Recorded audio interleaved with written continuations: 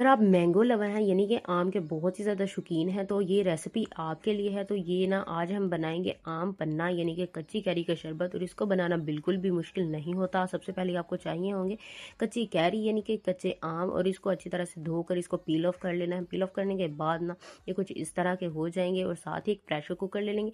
Pressure cooker में ये तमाम कैरी जो है ना वो ऐड कर देंगे, और इसके में ना थोड़ा सा पानी ऐड करके ना इसको ना अच्छी तरह से ढक्कन लगा दें।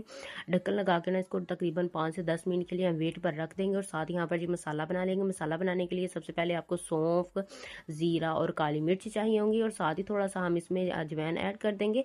ये ना रिफ्रेशिंग के लिए बहुत ही ज़्यादा अच्छी होती हैं, और हाजमे के लिए भी। इसको अच्छी तरह से कड़कड़ा लेंगे, और कड़कड़ाने के बाद ना आपने ना इसको मिक्सी के जार में डाल के ना अच्छी तरह से ना इसको जो है ना मिक्स करा लेना है। यानी कि अच्छी तरह से जो है ना दरदरा सा जो है ना पाउडर बना लेना है।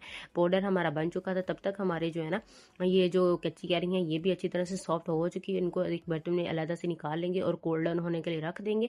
तब तक हम शीरा बना लेंगे। शीरा बनाने के लिए खूबसूरत सा बर्तन ले लेंगे। बर्तन लेने के बाद ना आपने 1.5 कप इसमें चीनी और उतना ही पानी इसमें ऐड कर देना है।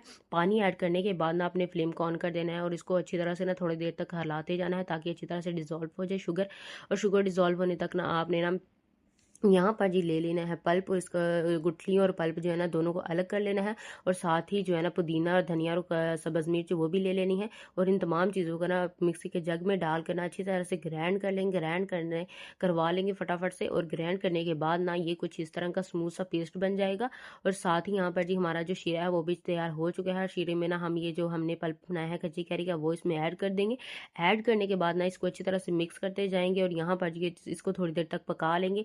यहाँ पर जिसको बॉयल आना शुरू हो चुका है तब तब हम तमाम मसाले जो हमने मसाला बनाया था वो इसमें 2 टेबल स्पून ऐड कर देंगे। साथ ही नमक और काला नमक ऐड कर देंगे, और साथ ही इसमें जो है ना फूड कलर ऐड कर देंगे। तो फूड कलर टोटली ऑप्शनल है, लेकिन इसको डालने से ना बहुत ही ज़्यादा अच्छा कलर आता है। ये तब तक हमारा जो है ना ये बन चुका है। इसको थोड़ी देर तक ना ठंडा होने देंगे। थोड़ा सा ठंडा हो चुका था तो साथ ही इसमें लेमन जूस ऐड कर दिया।